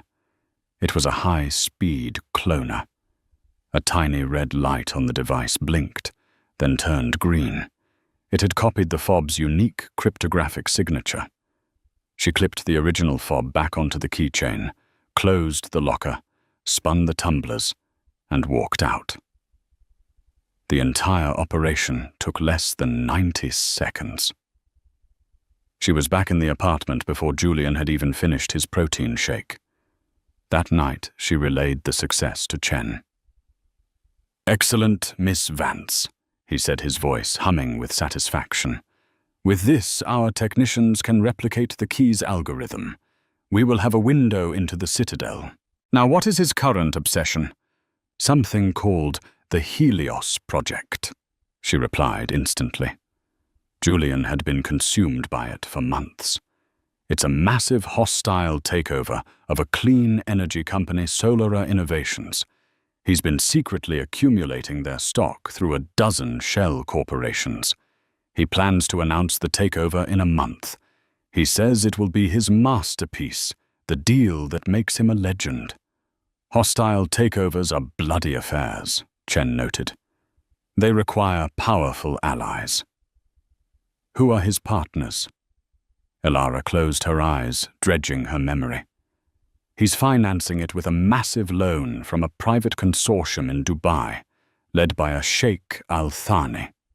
And his key Wall Street ally is a man named Marcus Thorne at Goldman Sachs. They handle the brokerage side." "Marcus Thorne," Chen repeated slowly. "We know him. A man with expensive tastes and a penchant for gambling on sporting events. A potential vulnerability. Over the next 2 weeks, the Odysseus Trust became a ghost in Julian's machine." Using the cloned key, Chen's team in Geneva slipped in and out of the Citadel server, silent and undetected. They were digital specters, copying files, mapping networks, and tracing the labyrinthine flow of money that propped up the Croft Empire. Elara became the human intelligence. She paid close attention to Julian's moods.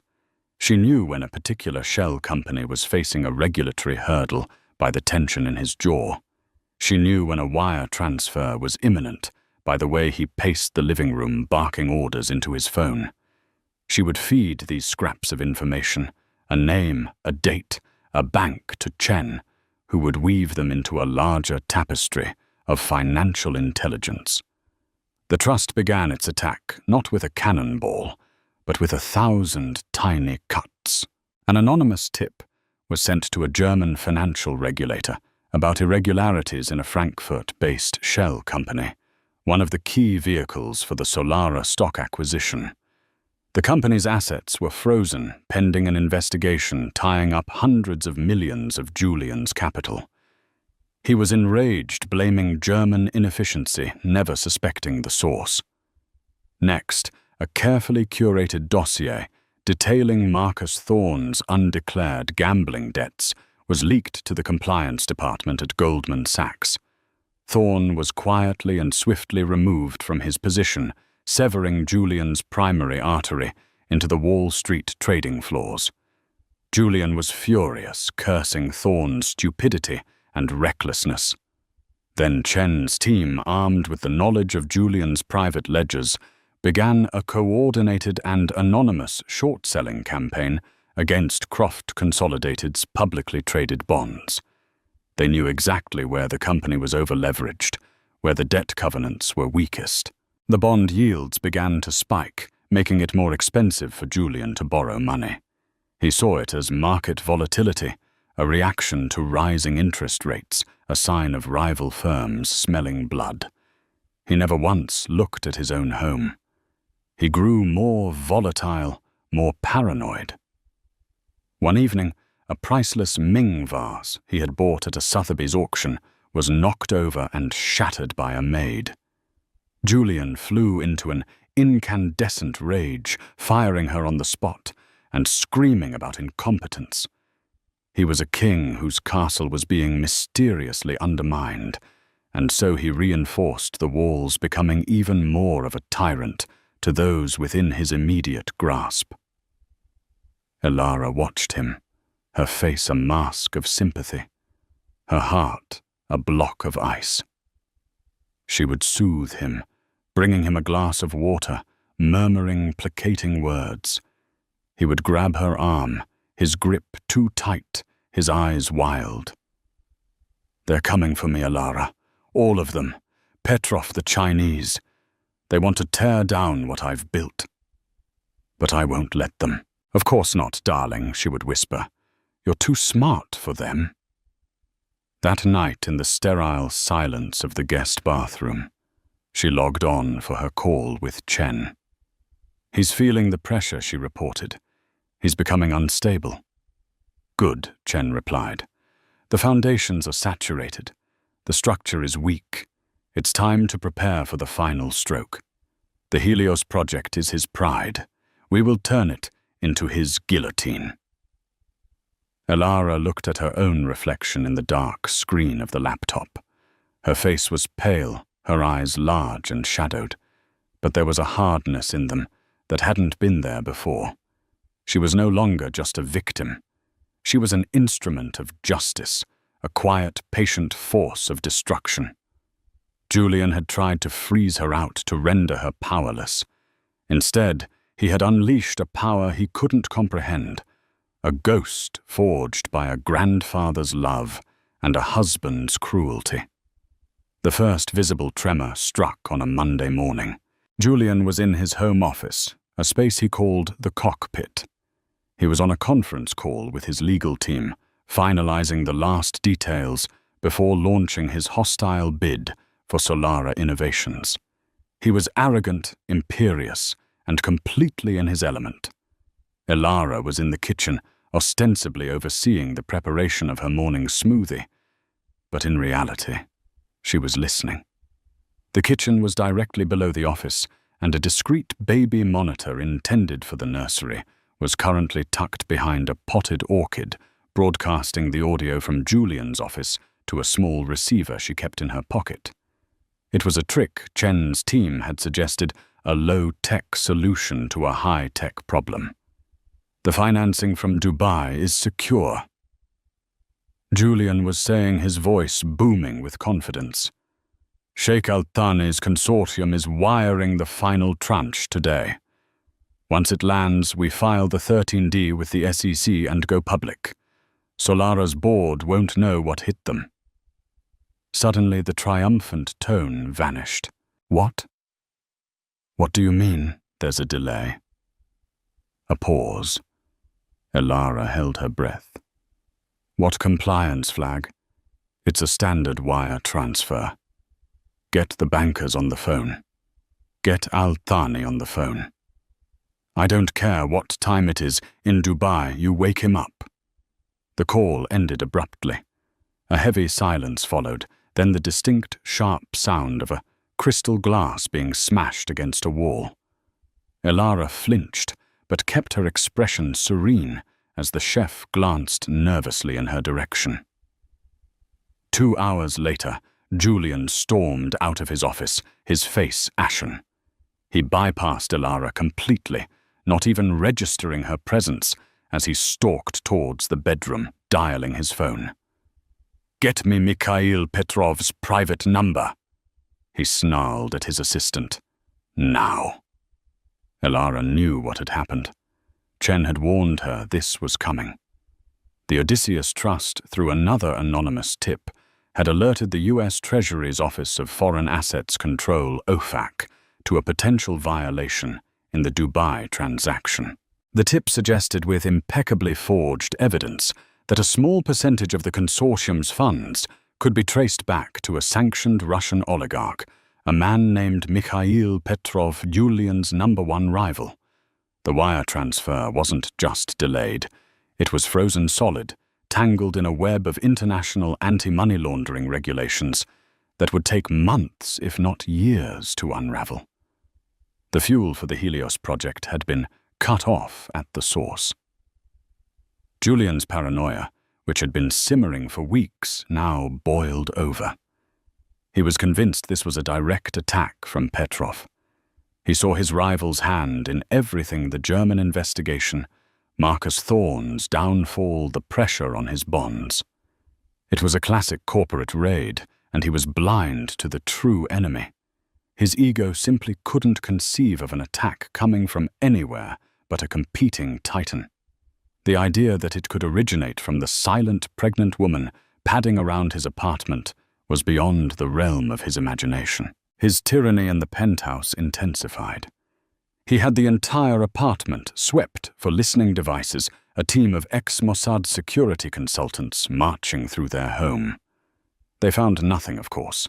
Elara's tools were too sophisticated, and the baby monitor was too innocuous. The failure to find a bug only made him more certain he was dealing with a genius adversary. He started locking the door to his office. He began taking important calls in his car, driving aimlessly through Manhattan for hours. His relationship with Elara became a twisted caricature of concern. He would question her constantly, not about her well-being, but about her conversations.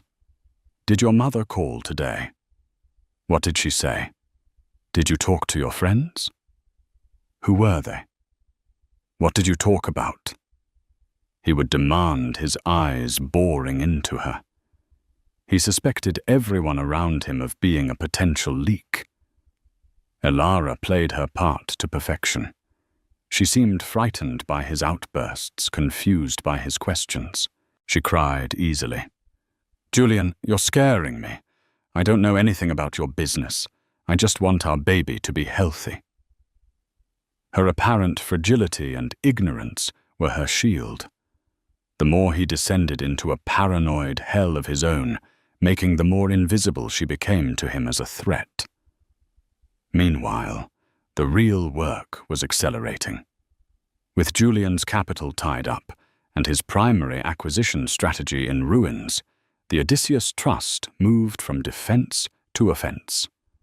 Chen's team had discovered Julian's Plan B for the Helios project. Buried deep within the Citadel server was a file labeled Project Chimera. It was a contingency plan to fund the takeover using capital siphoned from the pension fund of a manufacturing company Croft Consolidated had acquired 3 years prior. It was illegal, a blatant violation of ERISA regulations, and an act of corporate malfeasance so profound it could lead to prison time. "This is the kill shot," Miss Vance Chen told her during one of their nightly calls, "but we need unequivocal proof that he and he alone authorized this. A digital file can be disavowed. We need his signature on a physical document or a voice recording." Elara's blood ran cold. This was a new level of risk. He keeps all sensitive documents in the office safe. It's biometric. Only his thumbprint can open it. "Then we must find a way to get inside that office," Chen stated simply. The opportunity came in a way Elara could never have predicted. One afternoon, Julian, increasingly erratic and sleep-deprived, confronted her in the living room. He had a printout in his hand, a log of all incoming calls to the penthouse landline. "Who is AV Deliveries?" he demanded, stabbing a finger at the entry from 3 weeks ago. They called the day before the German investigation started. "Who are they?" Elara's heart stopped. She had been so careful, but she couldn't control the building's call logs.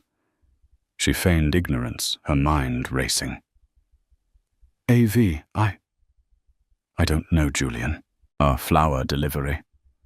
Perhaps I get so many things I can't remember." "Don't lie to me," he roared, his face contorted with rage. He was a cornered animal lashing out at shadows. Everything is connected. It's all part of Petrov's plan. In his fury, he swept a lamp off an end table. It crashed to the floor. As he turned, he stumbled over the wreckage, his arm flailing out to break his fall.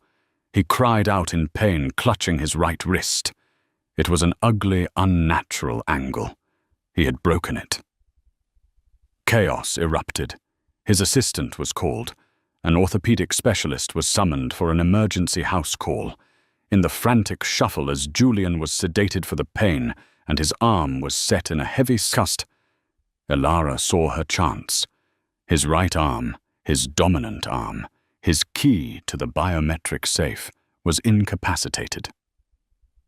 That night, as Julian slept a deep, drugged sleep in their bed, his arm propped up on a pillow, Elara slipped into his office. The room was dark, the city lights painting stripes across the floor. She approached the safe, which was hidden behind a minimalist painting. She knew she couldn't open it, but she didn't need to. Chen had anticipated this possibility.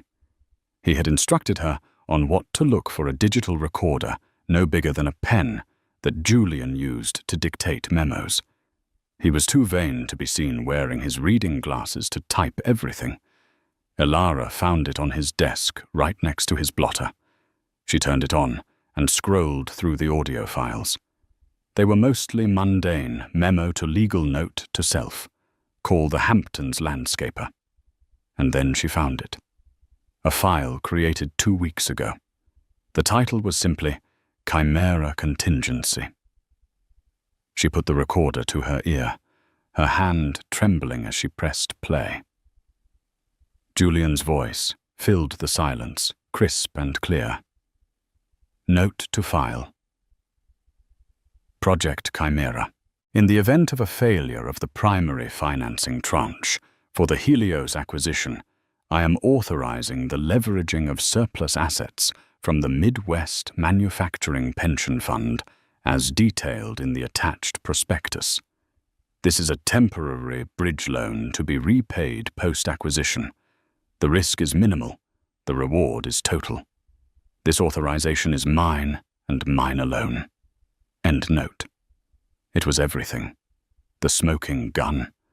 A confession in his own voice. She connected the recorder to the secure laptop using a tiny cable. The file transferred in seconds. She sent it immediately to Chen. Then she wiped the connection log from the laptop, placed the recorder exactly where she had found it, and slipped out of the office, leaving no trace. Back in the guest bathroom, she received a one-word message from Chen on the encrypted chat checkmate. A wave of relief and terror washed over her. The final piece was in place. She walked to the window of the guest room and looked out at the city and cool. It was no longer a glittering prison. It was a kingdom about to fall.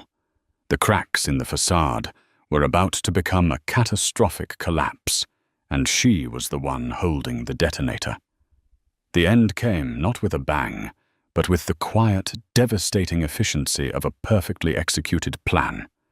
It was a Wednesday morning, exactly 1 month after Elara's cards had been declined. Julian, his arm in a black sling, and his mood fouler than ever, was on the phone with his bankers trying to salvage the Helios deal through sheer force of will. He was trying to arrange a new, punishingly expensive line of credit from a hedge fund in Connecticut, a move of pure desperation. Elara sat in the living room, ostensibly reading a book on child development. On her lap, hidden beneath the book, was the secure satellite phone displaying a live encrypted feed from Chen.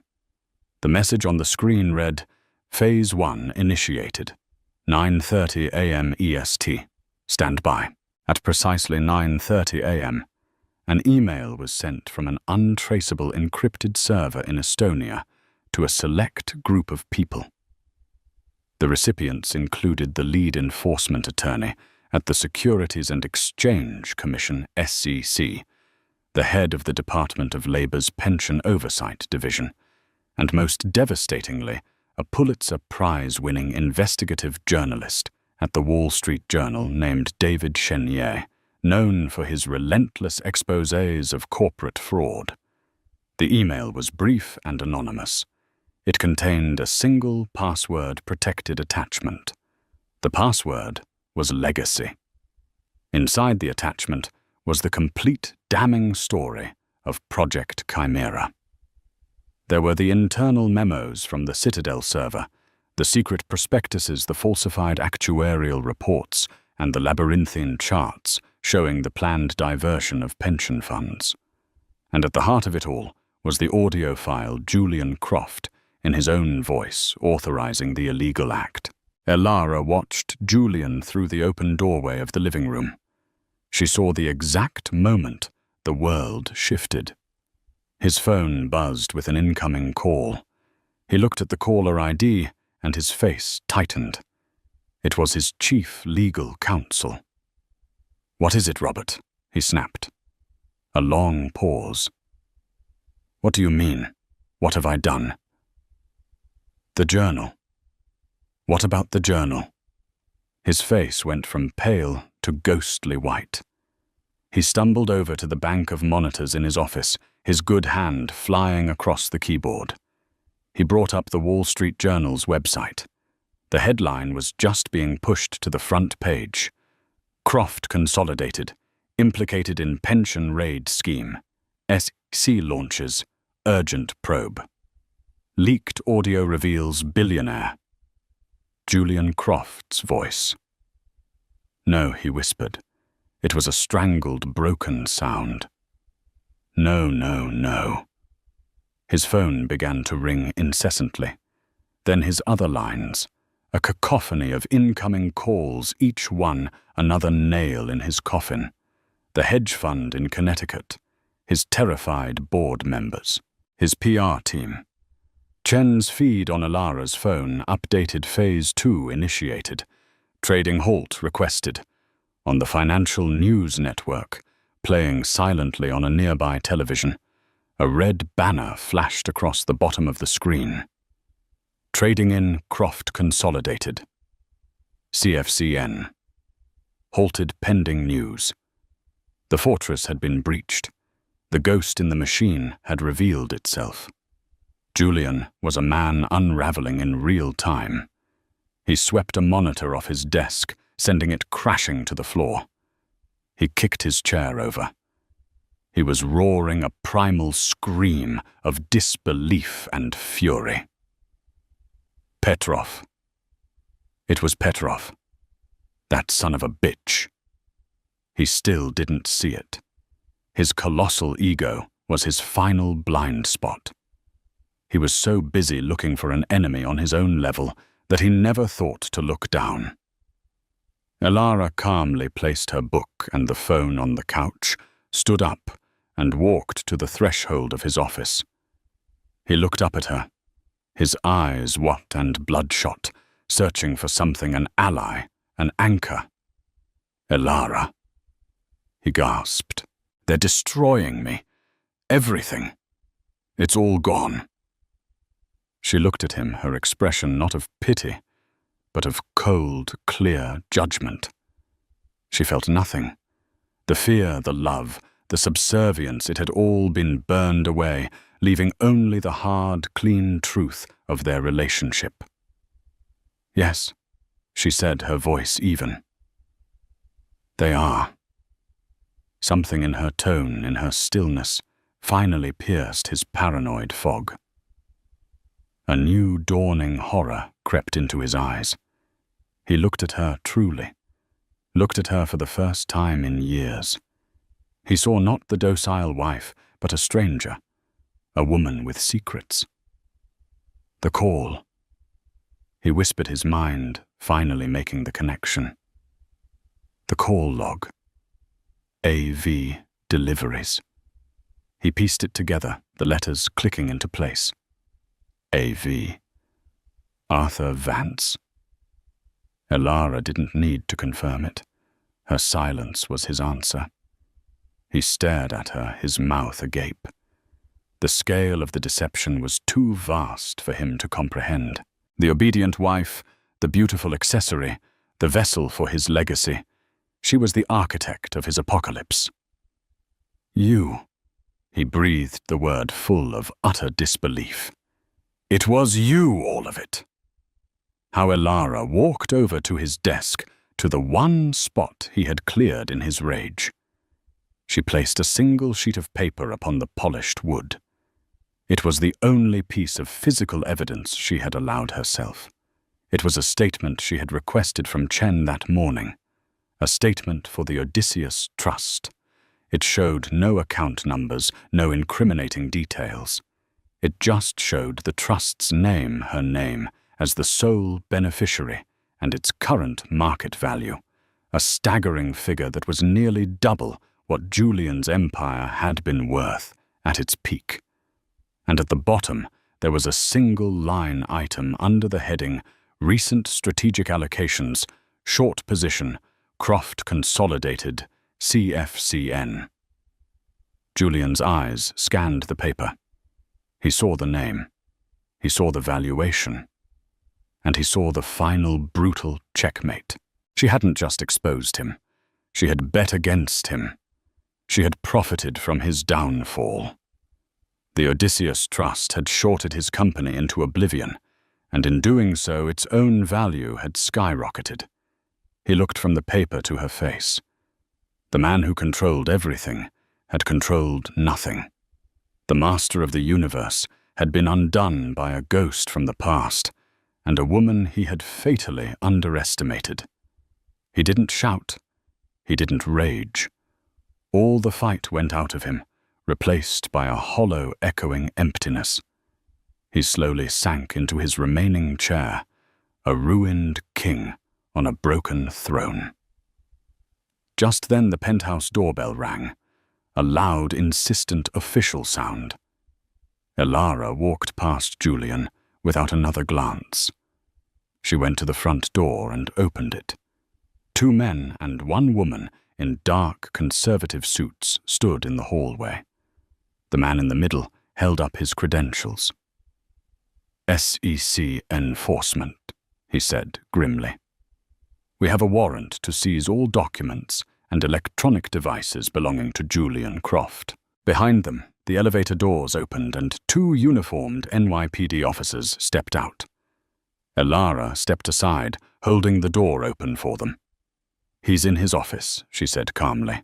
"I believe you'll find everything you need." She walked away, not looking back as they swarmed into her home, into Julian's life. She went to her bedroom and picked up a single packed suitcase that had been waiting in her closet. It contained a few changes of clothes, the secure laptop, and the leather folio her grandfather had given her. It was all she needed. As she walked to the service elevator, she could hear the lead agent reading Julian his rights. His voice was a monotone drone, the final dreary rites for a fallen empire. The sound faded as the elevator doors closed, carrying her down and away, out of the gilded cage, and into the rest of her life. 1 year later. The air in the old stone house didn't smell of white tea and lilies. It smelled of lavender from the fields outside, damp earth after a rain shower, and honey from the wax of old polished wood. The house, a beautifully restored 18th century mass nestled in the hills of Provence, France, was the antithesis of the Fifth Avenue penthouse. It was solid-rooted and quiet. Elara sat on a worn linen sofa, a book lying open in her lap. Sunlight streamed through the French doors, illuminating the dust motes dancing in the air. The only sound was the gentle cooing of her son, sleeping peacefully in a simple wooden bassinet beside her. She had named him Arthur. He was a beautiful, healthy baby, with her dark hair, and she was certain her grandfather's calm, observant blue eyes. He was not a legacy or an heir to a financial dynasty. He was simply her son, and her love for him was a fierce, quiet, and boundless thing. The past year had been one of careful, deliberate reconstruction. Guided by Alastair Chen, she had vanished from the New York social scene as completely as a ship slipping over the horizon. The Odysseus Trust had performed its final act on her behalf. It had anonymously bought out the remnants of Croft Consolidated for pennies on the dollar during the bankruptcy proceedings. The purchase included several of the company's legitimate assets, including the now liberated Solara Innovations. Elara, as the trust's beneficiary, had become the silent majority owner of a burgeoning clean energy company. She had installed a new ethical board of directors led by the brilliant female engineer who had originally founded Solara before Julian's predatory attack. The company was thriving this time with a mission that went beyond shareholder value. She didn't live the life of a billionaire. The ostentatious wealth Julian had craved now felt vulgar to her. She had sold the penthouse, the Hamptons estate, the diamonds, the cars.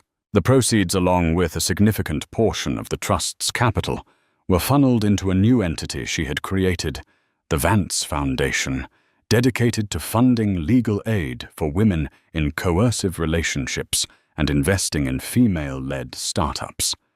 Her grandfather's weapon had been transformed into a tool for creation. Of Julian, she heard only sporadic, grim news through Chen. His fall had been absolute. Stripped of his wealth, buried in lawsuits from shareholders and the government, he was a pariah. The SEC had barred him from the securities industry for life. The Department of Labor's case regarding the pension fund was proceeding to a criminal trial, and a conviction seemed certain. His powerful friends had abandoned him instantly. His name, once a synonym for success, was now a cautionary tale whispered on Wall Street. One afternoon, Chen forwarded her an article from a New York tabloid. It featured a recent grainy photograph of Julian. He was leaving a courthouse, no longer in his bespoke suits, but in an ill-fitting off-the-rack one. He looked haggard, gaunt, and a decade older. The arrogance was gone, replaced by a hunted, haunted look in his eyes. The headline was cruel and concise. Broken the fall of Julian Croft. Elara looked at the photo for a long moment, felt a flicker of something, not pity, but a profound sadness for the man he could have been, and then deleted the message. He was a chapter she had finished reading. Her life was now defined by small, tangible joys. The weight of Arthur in her arms, the taste of fresh bread from the village boulangerie. A walk through the lavender fields as the sun set, painting the sky in shades of orange and purple. She was not the imprisoned Mrs. Croft, or even the vengeful Elara Vance. She was just Elara, a mother, a quiet businesswoman, a woman who had fought her way out of the dark and into the light. She looked down at her sleeping son. She would tell him the story one day, not the story of revenge, but the story of resilience. She would tell him about his great-grandfather, Arthur Vance, a man who understood that true strength was not about controlling others, but about ensuring the freedom of those you love. She would teach him that a legacy isn't built with steel and glass and leveraged buyouts, but with integrity, courage, and purpose. A warm breeze drifted in through the open doors, carrying the scent of a future that was entirely her own. She had been trapped, penniless, and pregnant. Now she was free, powerful, and a mother. Julian Croft had tried to destroy her, but in doing so he had inadvertently forged her into the woman she was always meant to become, and that she knew was the greatest victory of all. Elara's story is a chilling reminder that the most opulent cages are still cages. It's a story of how devastatingly a powerful man can underestimate a woman, and how intelligence and hidden strength can become the ultimate weapons. It isn't just about revenge. It's about reclaiming a narrative, securing a future, and turning the tools of oppression into instruments of liberation. The battle between new money arrogance and old money cunning played out not on a trading floor, but in the heart of a marriage with a child's future hanging in the balance. If you found this story of resilience and strategic genius as compelling as we did, please hit that like button to show your support. Share it with someone who loves a story of epic karma, and make sure you subscribe to our channel and turn on notifications so you don't miss our next deep dive into real-life drama. What part of Ilara's plan impressed you the most? Let us know in the comments below.